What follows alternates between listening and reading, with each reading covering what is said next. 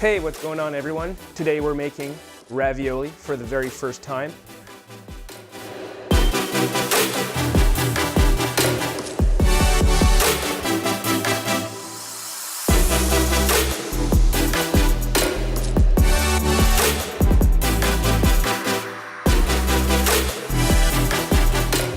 So we've decided to make a mushroom ravioli.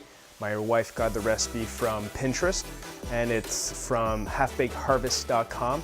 It's a mushroom and cheese ravioli with a rosemary butter sauce. The ravioli tasted amazing. It was really good. But one thing, it was butt ugly.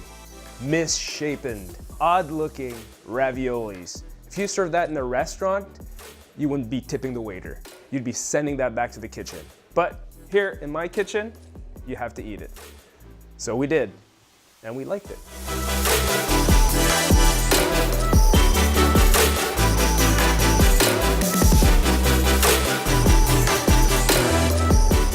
I highly recommend this recipe, and if you're doing it, I really hope that yours turn out. And you know what?